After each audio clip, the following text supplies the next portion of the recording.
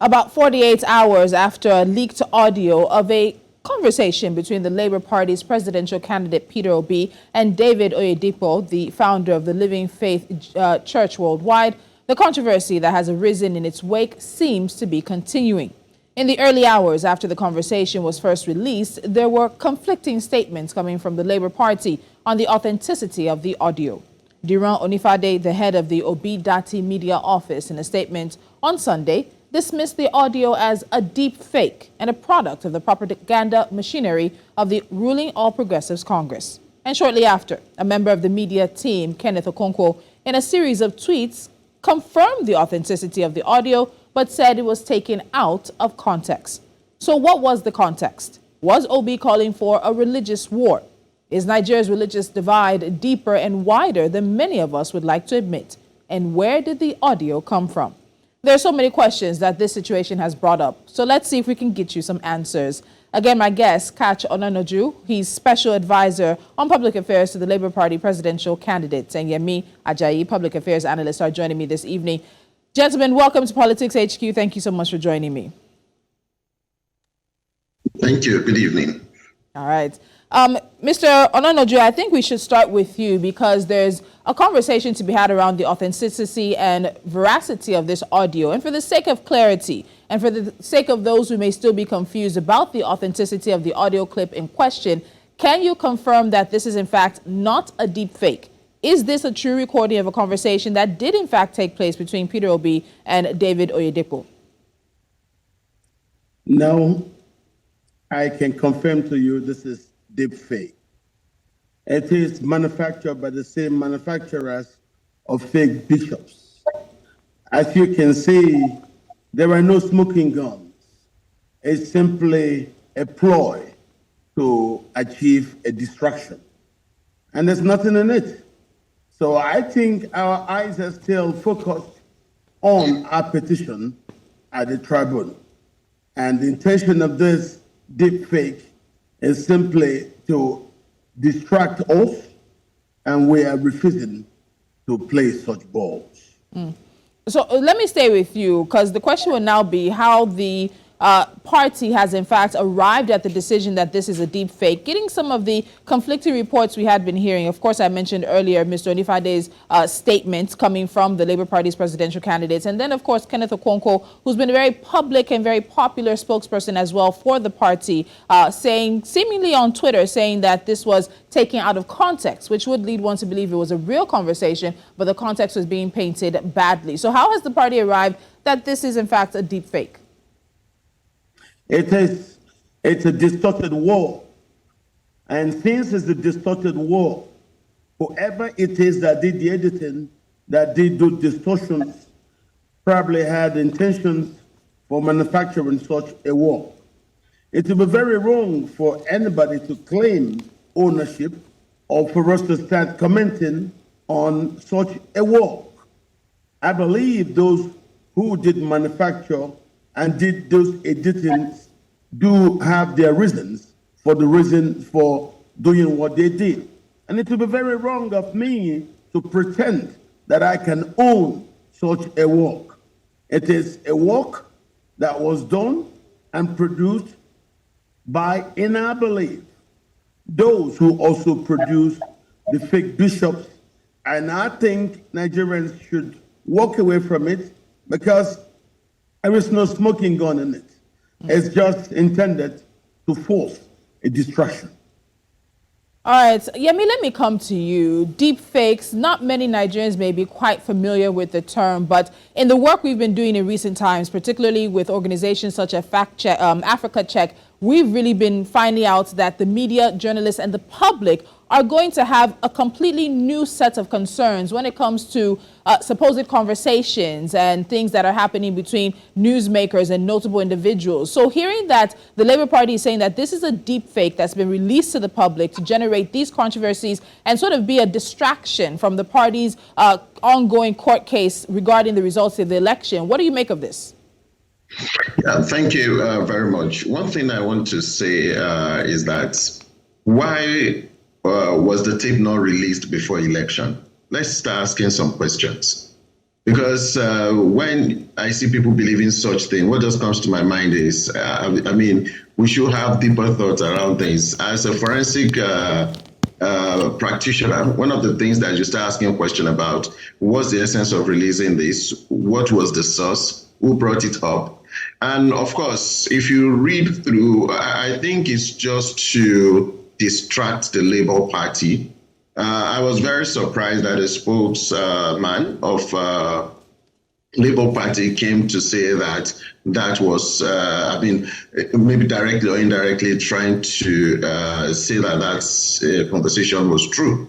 But again, the question is to what extent, if this was really true before election, this should have been out, before the election. Why after the election? Then the level of the conversation, if you check the tape, at 1 minute 2 seconds to 1 minute 7 seconds, you would discover that that was where the conversation of religious, this is a religious war, came up, and Bishop Oyedepo said, I believe. And you see the way that conversation of this is religious war came out, it's from nowhere. I strongly believe that it's a way to distract the Labour Party. And also, I believe this is high-level manipulation that the Labour Party should not fall in. However, let's look at the flip side of it. Perhaps this conversation is true. Perhaps it happened. In what context was Peter Obi mentioning that this is religious war? Because if Peter Obi had gone to meet a traditional head, and the person is a Muslim, and it's also the Muslim is telling you go and meet a Christian, I mean, there are disconnects in that conversation. If you follow it logically and you pieces everything in a forensic manner, you just see that, this thing has no substance. It has no substance because to what extent is this being released? What is anybody trying to achieve from it? So I strongly believe that it's a distraction, and I think Labour Party should not fall for that trap. I think so. So, Katch, what Yemi seems to be saying is aligning with the stance that you told me that the Labour Party has taken. And while it may be difficult as it is right now to see where this deepfake, as you said, this leaked audio is emanating from, in the long run, it's a distraction according to your party. What do you think that there are those who are trying to distract Nigerians from, or distract the Labour Party from, in terms of the purpose of releasing this audio?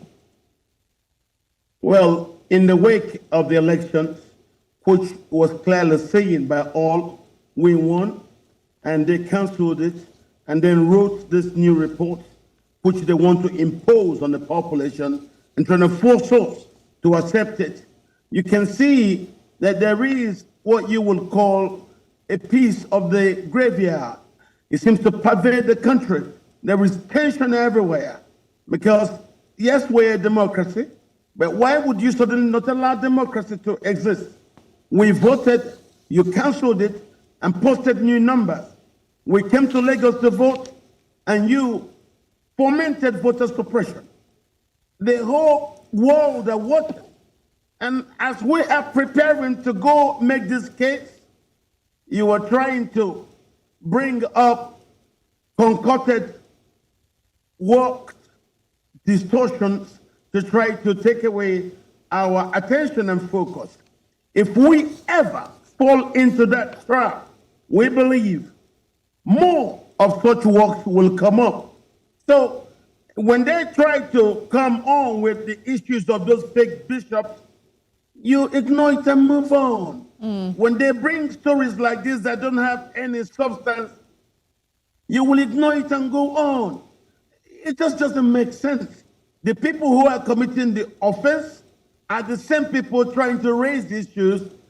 We're not even the ones trying to damage the religious harmony in the country.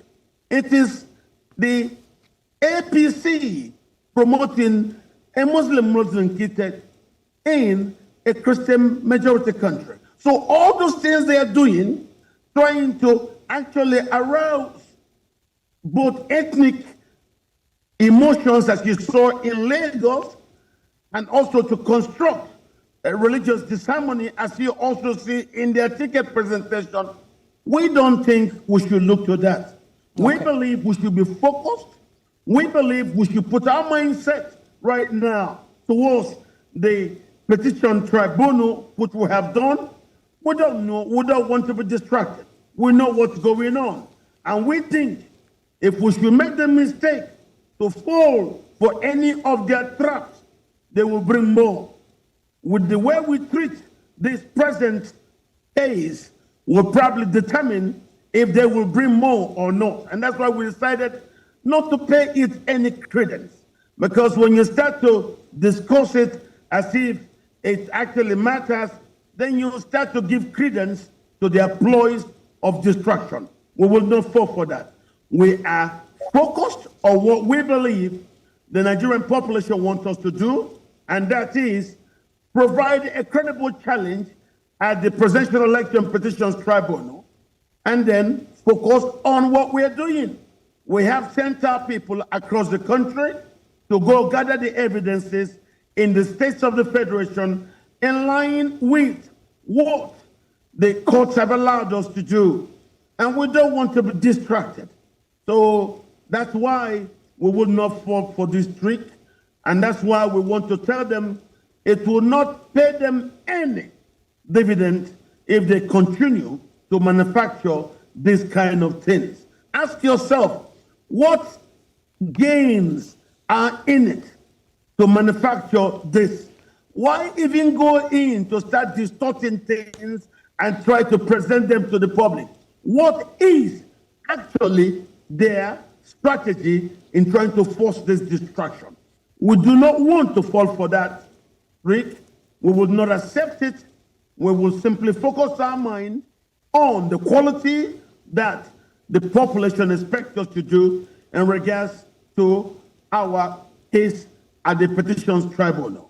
All right, that's noted, and also noted for the conversation. Nigeria is almost equally split between Muslims and Christians. So saying it's a majority Christian country could be one of those areas where it leads us down a dark road. But we know that it's a country that has tried for the longest time to have religious balance. Now, Yemi, let me come to you. So we've seen the response from the Labour Party, a bit of scrambling in the early hours when the audio was first released. But now the party is doubling down and saying that this is a deep fake.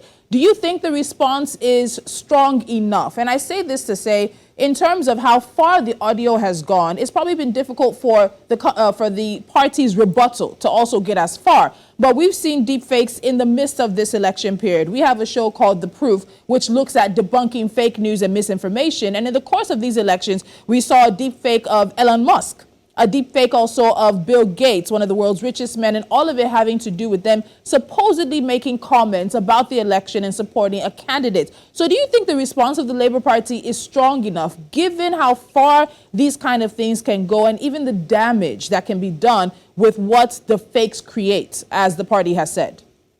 Yeah, thank you very much. One of the things we should put at the back of our mind is with things like this, there'll be damages, definitely. And I call this media terrorism, if I want to give it a name. One thing again is Labour Party's response. I still believe they are responding. And so far, those who have faith in the candidacy of Peter Obi will still take the part of saying, look, let's debunk this thing.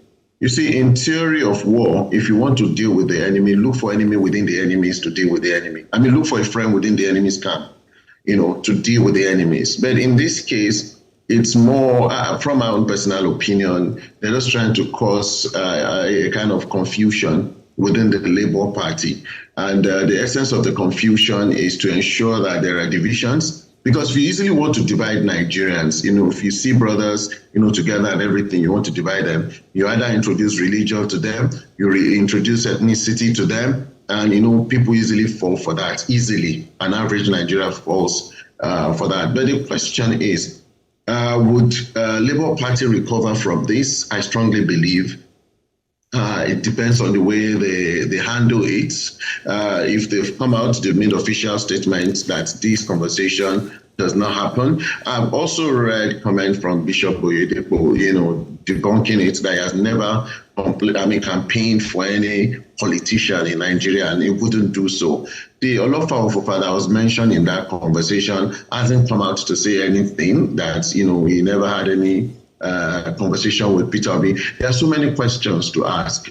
For someone that is deeply intelligent, you would begin to ask some questions. To what extent? Why was this tape coming out after the election? Was it because there's a very strong position to oppose the outcome of the election? There are so many questions to ask. But let me tell you this. I personally done some little study about Peter Obi, someone that doesn't give up on his mandate. And I can see that from some of his past, antecedent and approach to things. He's been resolute. He's been so fixed on what he wants to achieve. So I want to tell you that for someone that is so focused, I believe eventually it will pay off. I believe so. So, Yemi, I want to stay with you. And while I'm hesitant to ask this question, I think it's also a very necessary question to ask. In the past 48 hours that we've seen this story sort of gather wings and grow wings, what do you think the media's responsibility or their action or lack thereof has been or should have been? Because part of the reason something like this, as the party is saying, is the deepfake can move further and go further is on the platform or the wings of media across the country. Yeah, you see, the media is a very good platform to say good or bad things. I'm sure it's something one of the call for the media is to do more of investigative journalism, especially with a case like this. To apply forensic theories or practice to even go further to ask some questions. I also strongly believe that one of the things the media could have done or should do is to bring representatives of the parties together to have a conversation and see how we can strike balance in terms of thoughts. One thing again that I strongly believe the media should do is to have a kind of historical background to the antecedents and the DNA of the parties involved, whether PDP, APC, Labour Party, what has been the trend or the DNA of the personalities involved in these parties, in terms of shrewdness, dishonesty, and all sorts of things. I think all those things should be major indicators to really prove that this is either true or not. Again, one thing I strongly believe the media should do, again, is to ensure that it's not partisan. Some media platform may become so partisan, so strong, trusting and also defending Peter Obi, while some are also trusting and defending other parties, as the case may be. But I think this is a time that the media should play a neutral game and let the truth come bare. All right, Katch, I want to go to what has become like a central theme in this particular situation. That's religion. And we've seen that religion has always been a dominant feature in Nigerian politics. It's a card that we see our politicians play when it suits them and for their purposes. So when Bola Ahmed Tinubu made the decision to have a Muslim running mate, it seemed that the religious divide was magnified. Obi's running mate was a Muslim, and that gave many what they had come to expect as the needed religious balance at the highest level in Nigeria. But we've seen identity politics become the elephant in the room for this election cycle. In terms of this election and sort of the aftermath we're seeing now, do you think Nigeria's religious divide is deeper and wider than many of us would actually like to admit? Because it seems very easy for certain alleged statements and conversations and things to really just fire up and flare up online hate speech and divisive speech back and forth. Katch, what do you think? Thank you very much for that question. I can tell you for free, the stories about the religious divide are simple cosmetic. These are things that are used by politicians to wipe up sentiments. Most Nigerians really don't care about religion, but it makes sense for you to maintain that balance. It's when you try to undermine the balance that you now wipe up sentiments. But I can tell you, a lot of us really would love a good life. Remove religion from it. Look at how the country is. If we're that religious as we pretend to be, we'll be very honest. If we're that religious as we say we are, we would not have corruption as the mainstay of our politics. If we were that religious, I don't think we would be this dirty in the way we handle each other, in the way we consider other people. Religion preaches about balance. The religions have been with us for generations and has been very, very useful in our everyday life. And I believe the religions will continue to be with us going forward. The problem in it is the politicians who use it, and when they use it, most of these politicians really do not care about religion. I can tell you that for free. Those who are not trying to play the Muslims against the Christians, that's actually not their problem. For 7.5 years, they were playing to show advantage for their own tribe. And suddenly now, after that, they are playing away and trying to play with the religion thing. I don't think religion should divide Nigerians. I don't also believe religion divides Nigerians.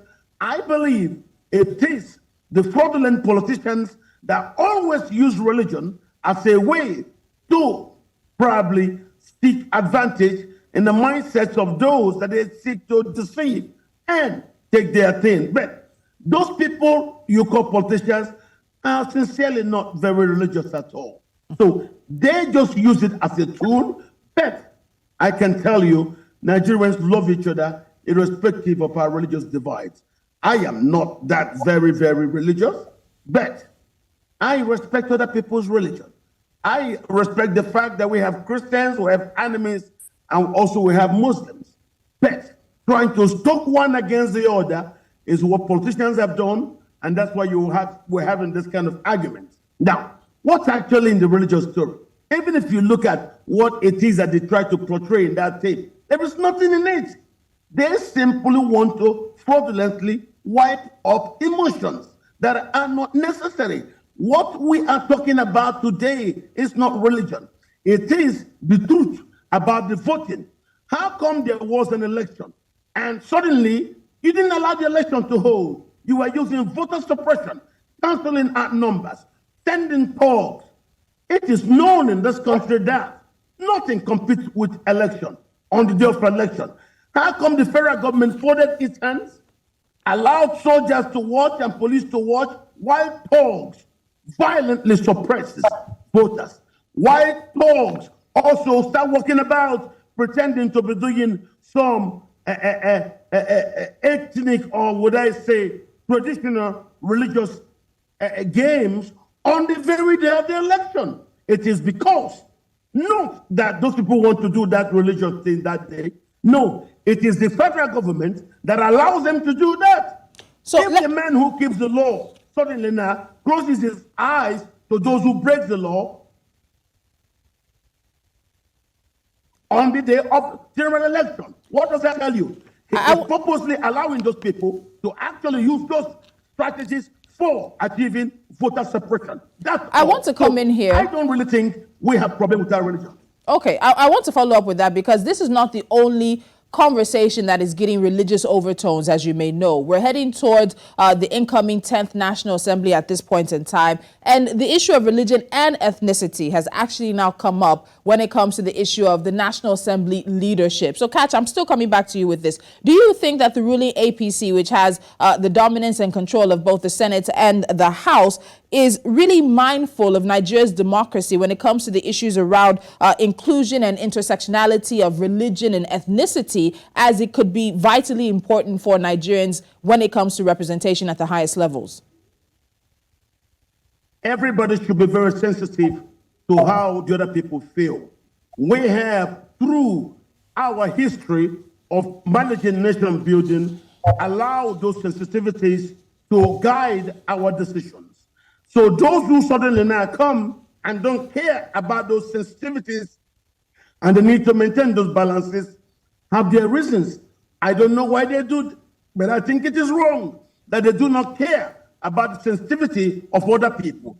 It is because they refuse to consider the sensitive mindset of other people, of other religions, of other tribes, that you've seen the APC has for the past 7.5 years mismanaged our diversity the way President Buhari and his party has done. How could you come to an election won by somebody, you annul it and start writing new figures that do not tally with what we have everywhere? This shows that people in the APC don't really care about the need for us to maintain both the religious and the ethnic balances and those strong things that keep our diversity strong. I believe they have mismanaged it in the past 2 terms of President Buhari's presidency.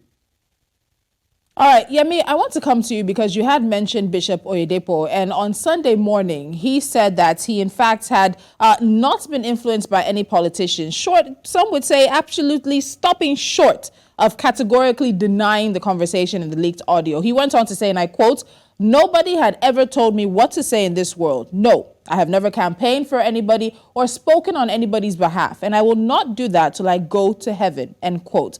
But this situation, whether it's a deepfake or not, whether you believe it is or it isn't, has once again shown the spotlight on the role of religious leaders in Nigeria. And we know that there were religious leaders on both sides of the divide who took very public stands for this particular election.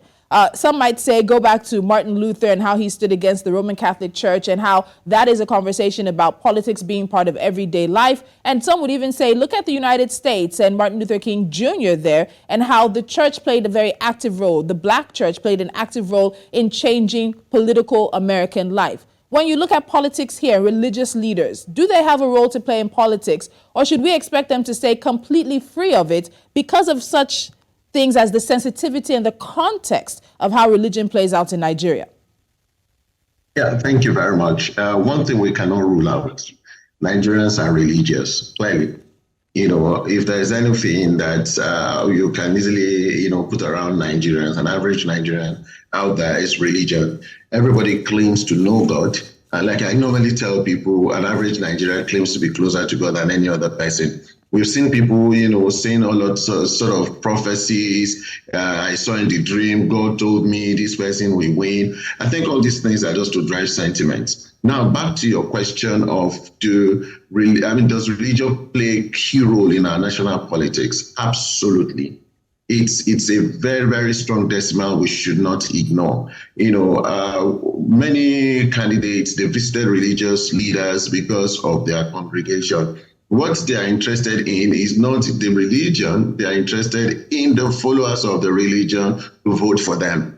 And like the other speaker clearly said, most of these people that go after, the clerics, the men of God and all that to come out and put their affiliations around those men of God, you will notice clearly that even those people, to a large extent, they are religiously deceptive, You see most of them, they go to Jerusalem, they go to, different places of religion, to Mecca, but their character, their way of life do not depict that these people know anything about God. So religion in Nigeria as an instrument of political advantage usually is used to wipe off sentiment and put some people in some line to start thinking that this is my religious person, I must vote and all that. Let me quickly say this. When the Muslim ticket came out, there were a lot of, uproar, a lot of things. There should be Christian, there should be this,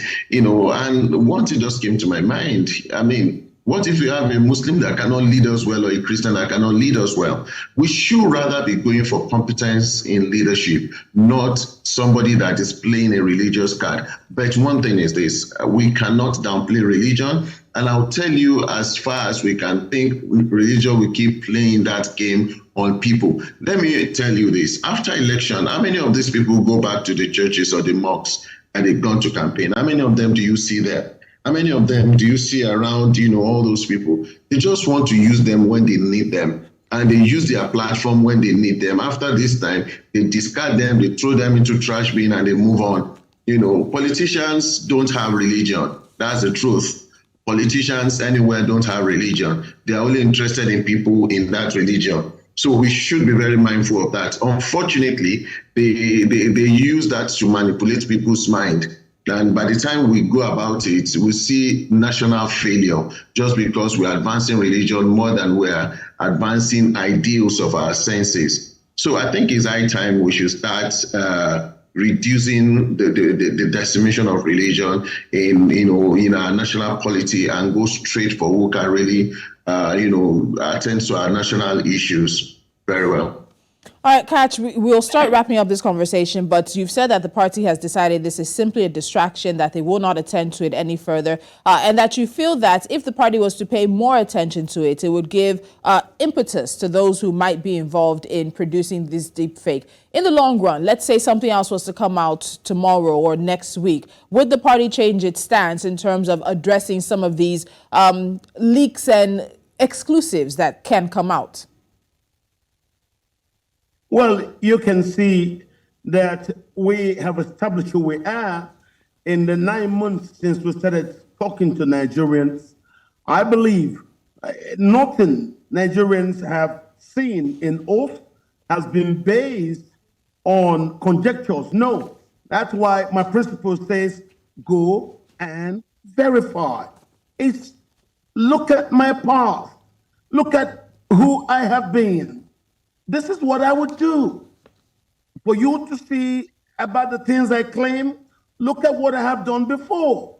And based on that, despite the intentions of those who sought to colorate their own game in religious and ethnic gaps, Nigerians in overwhelming number voted for Peter Obi as president.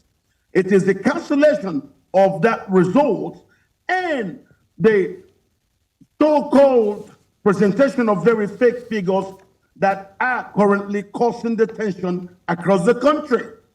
Not that we've done anything bad, no. We have followed the suit, and we are very grateful to Nigerians for what they gave to us on February the 25th.